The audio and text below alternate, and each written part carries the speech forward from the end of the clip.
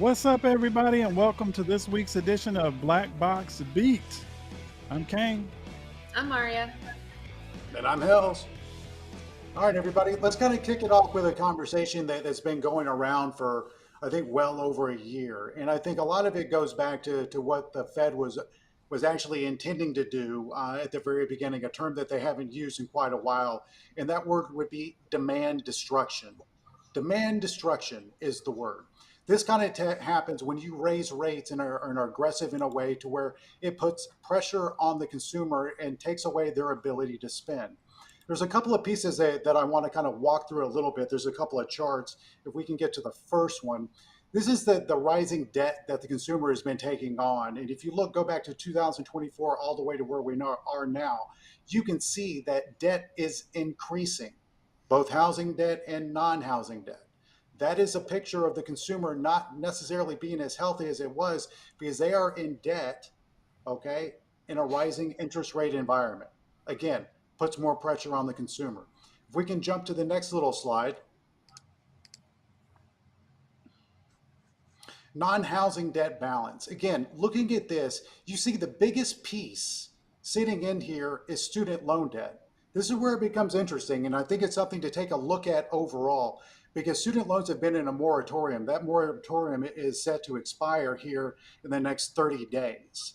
Once that moratorium expires without relief, right now the case is sitting with the Supreme Court, you're going to have all this debt coming back on the books for people who carry student loan debt at rates that may not be acceptable. Again, putting additional pressure on the consumer. We can see that credit card debt has increased and continues to increase.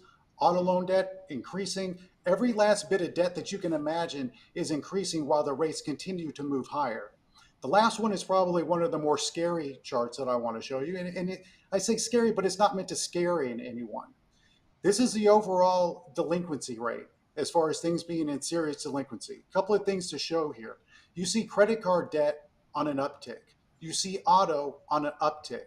You see mortgages at lows, but still at an uptick. The gorilla in this chart right here is a student loan debt that has not been contemplated in any capacity. Right there. It's not existent. You come into this period in the next month or so, and all of a sudden delinquencies there are not only going to increase, but that's going to further curtail the ability for people to spend in a retail environment. We saw Tyson come out this week and our last week and basically saying, hey, the consumer isn't buying like they used to. We had Target guide down for Q2. We had Home Depot guide down. These are all very retail sensitive stocks as far as not only discretionary, but staples at the same time, as far as things that people use for their normal lives. What we are seeing now is the Fed's plan coming into fruition. This is what they wanted to see. So the question now that I have for you, Kang, and you, Maria, is now what? We have the pressure. We have inflation somewhat stagnant in through here. What do you guys think the Fed does and why? I think that you still the key focus, and they've told us this over time and time again. The key focus is inflation, and we still had the last CPI print that we got was 5.5%. So they've told us that nothing, come hell or high water, will stand in between them bringing that over time down to 2%. And even when asked multiple times in those press conferences, he's mentioned that they can basically, not trying to get too wonky, that they can walk and chew bubblegum at the same time. So they can mitigate financial stress while handling monetary policy. So I think that they are going to continue to focus on inflation.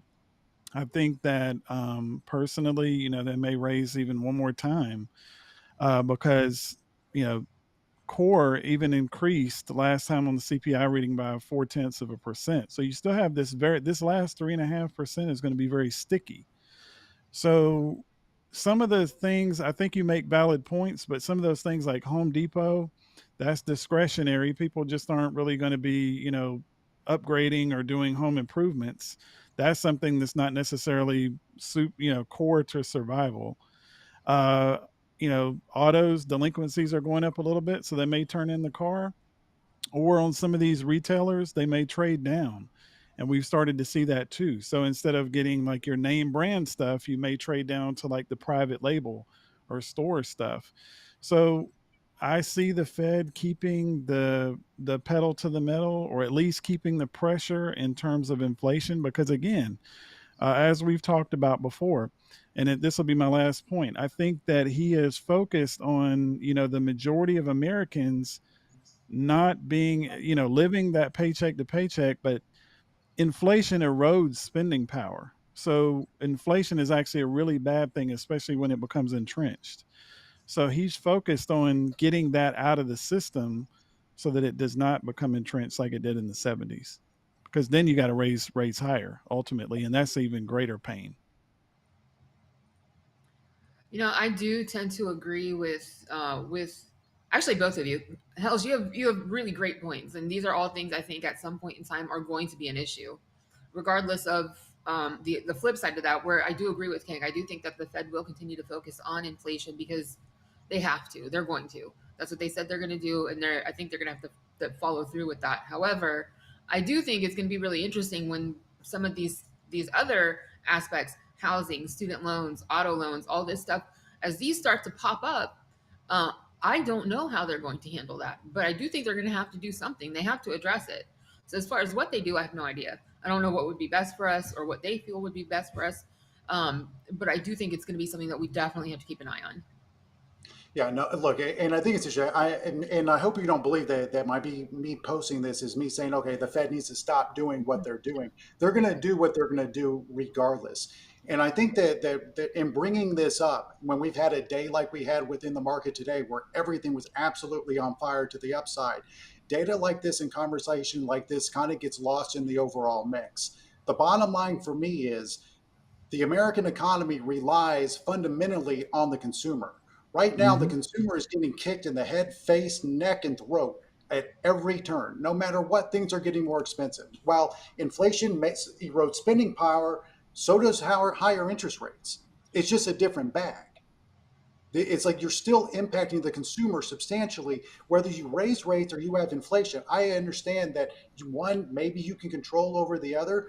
But for me, in looking at this, there is an absolute attack on the American people, on the consumer specifically, especially the ones that are the most vulnerable.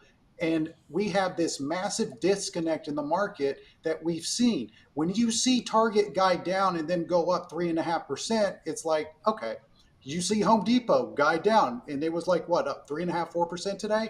Again, you have But Apple basically coming out and saying, "Hey, we're dinged here a little bit on iPhone sales being down something like 10%." Is what the headline was this morning. Apple closes green to the upside. So again, there continues to be this level of the market pricing in rate cuts when you guys are both saying specifically that you don't believe that those necessarily are on the horizon. I don't have an opinion. I just know we're in a mess right now.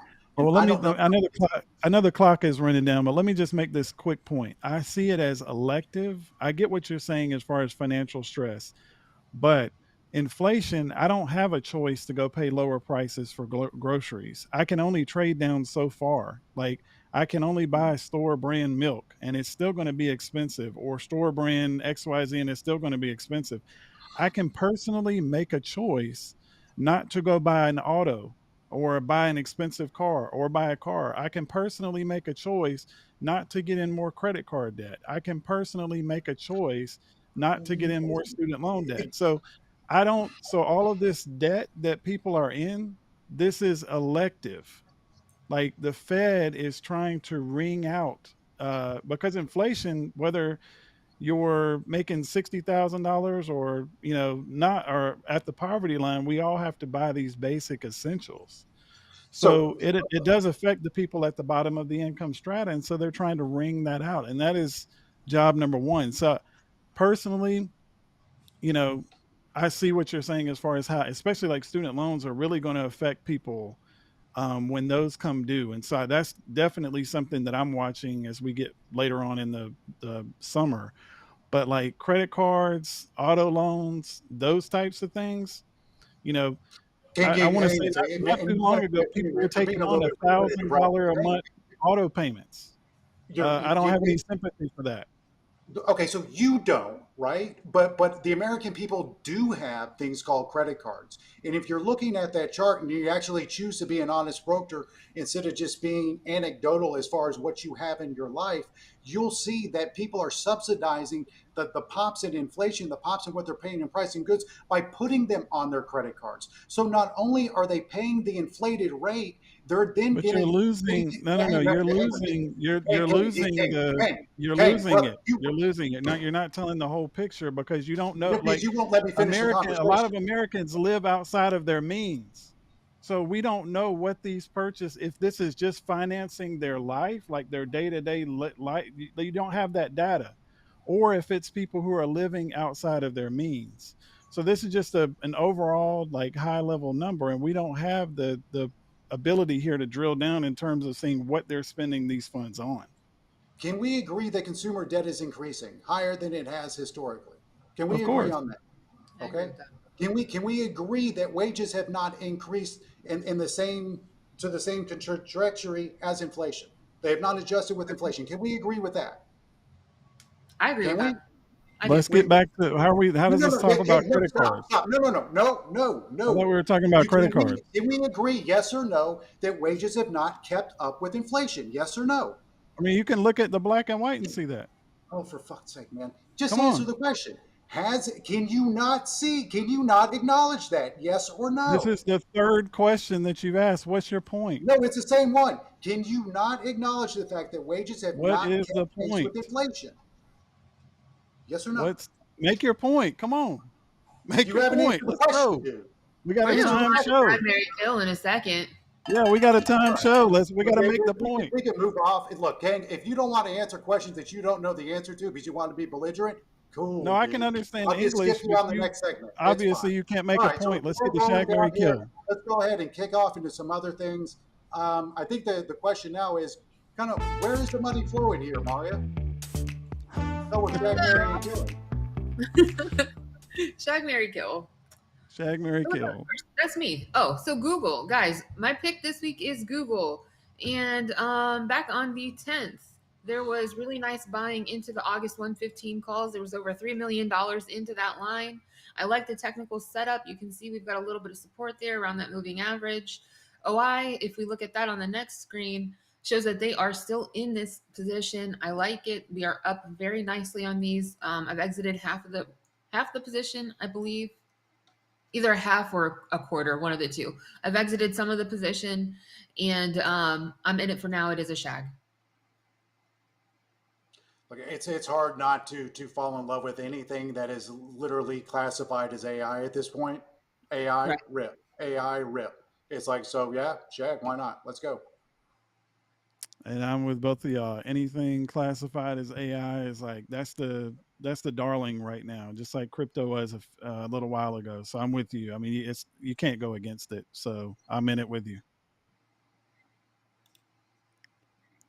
For me, it's just going to be cash, and I don't mean this to say that I'm sitting out and missing any upside or missing any downside. Like for me, we're still in a very tight range, so I don't necessarily have anything to look at in terms of swings.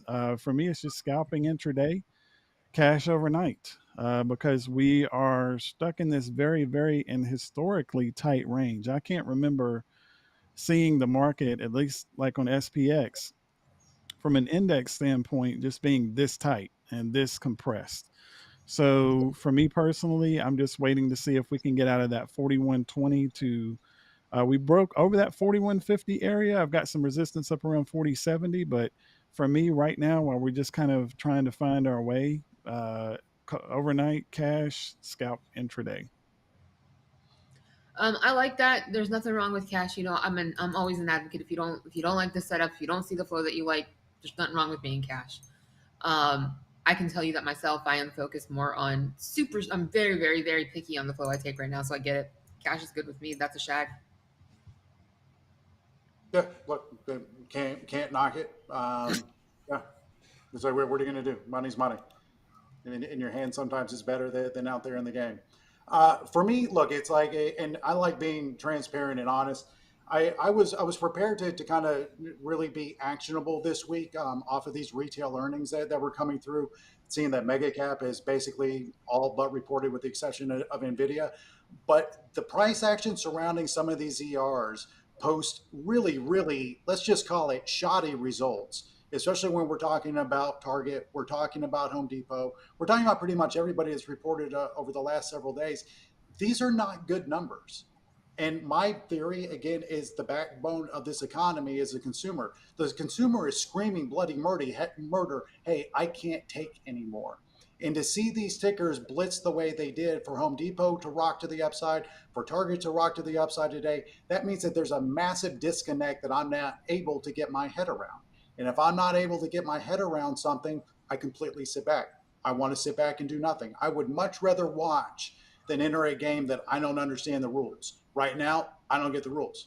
The market is obviously pricing something in that I'm not understanding. So for me, I have to take a step back. I'm still long SoFi. I still feel very comfortable with that trade. Outside of that, it's kind of like whatever. Let's see how the deck reshuffles here in the next several days. Same for me. I like that. Again, I've said I'm being super, super picky with the flow that I'm taking. It has to be exceptional. There has to be an adequate amount of time, like more time than I would typically look for. I really want to see at least them buying the time on the play before I'm even following flow. So I like it. Hells, I'm with you there. Shag. Yeah, and I think you hit it perfectly there, Maria, with as far as waiting for that conviction flow, some really nice stuff to come through to feel comfortable chasing. You've done a great job. And you know who else has done a great job? Mel. Yeah. Has done Mel Stone has done an outstanding job of kind of navigating this period of time. Some of the plays she's put out there have been outstanding. So if we're playing gun to head, whatever you're jumping into and whatever she's jumping into, I think I'm going to go ahead and have to do that. It's There like we go. because it's like there's no question that the two of you have absolutely rocked out the past couple of weeks. So hat Thank tip you. to you guys. I appreciate that. Thank you so much. All right. So where are we spinning off next to? I believe we have a viewer question. This ought to be fun, guys. Are we ready? No. Yes. Ready. All right, now we're ready. Okay, viewer question. This is from Sun, who is a Roadhouse staple. Do you see this rally continuing? Why or why not? Kang, we'll let you go ahead and kick this one off. Thank you, sir. Look, from a technical standpoint, I'm looking at some higher areas of resistance. 41, I think I shared these earlier. 4172, 4187 was the last high that we had before we reversed, and then of course 4200. So there's definitely some technical levels that are above here. If you look though on the other side, like on the macro side, and I think we kind of hit on this kind of toward the top of the show. I mean, you've got a weakening consumer, you've got inflation that's sticky. I mean, I could go on and on. Like you've got a macro picture that's definitely cloudy. But the market has been kind of defying that, so forth, so on and so forth, right? So it's been continuing to move kind of up and in light of all these things that's going on. So honestly, I have no idea. Right now, it's just in this. From a technical standpoint, we're kind of range bound. That's hard in and of itself, and then you have all of these kind of challenging things out there.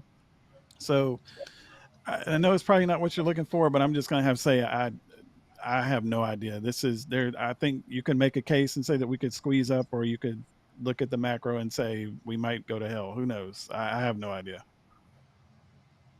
My turn. Yes, Okay, Miss Martin. let's see. Will we continue to rally? It says ask again later. No. So yeah, no, I have no idea. I'm with King. I don't know. I can't answer that. I'm ready to play up or down.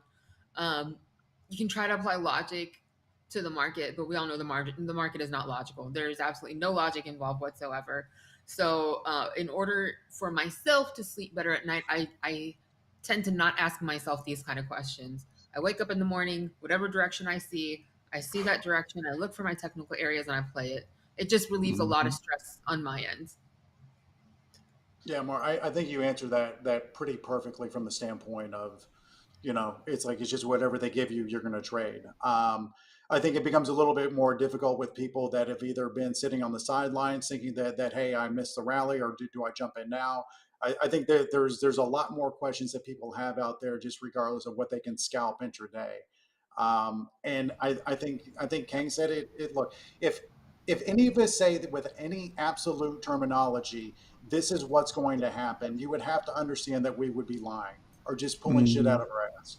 It's like honestly, Hmm. it's like we have to be fair at the end of the day. If we start using absolutes, I do believe that based on these earnings that were a little bit extended, do I believe that there can be a pullback? Sure.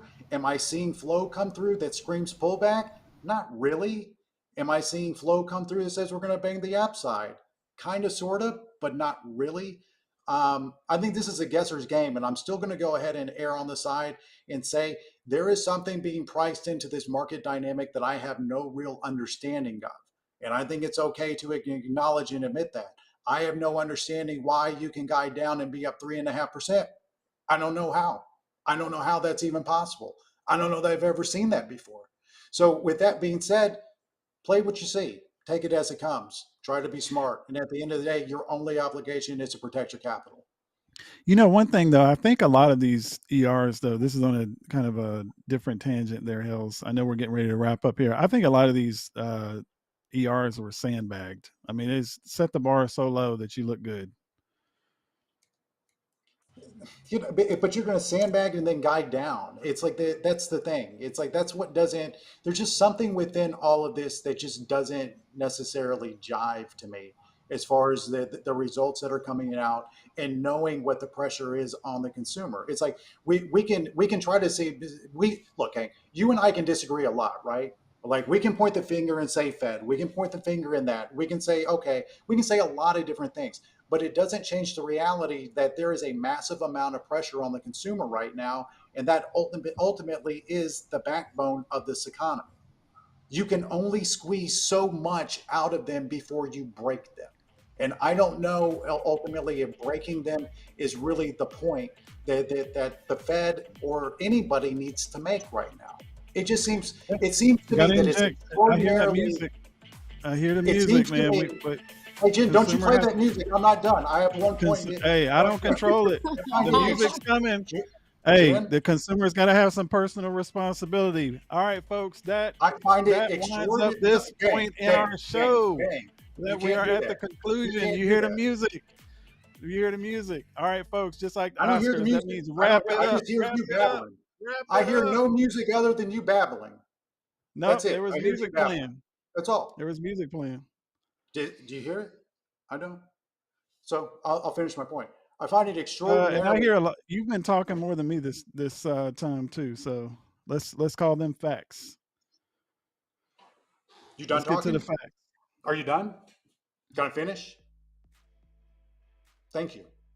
I find it extraordinarily un-American that we are now taking the consumer and beating them over the head and neck in every way, shape, and form while we continue to see corporate earnings rise. That's Ultimately, the greed. American consumer is taking the hit. That's Their greed. wages are lower.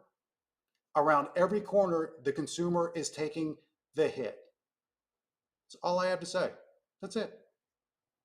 Yep. Consumer, just don't take on that much more credit card debt and don't buy those $1,000 auto loans. We'll be good to go. All right, folks, that brings us to the end of the show. Hope that you enjoyed this installment of Black Box Beat. We will be back next week. Please like and subscribe on our YouTube page so that we get those notifications when we go live. Until next week, everybody, stay green.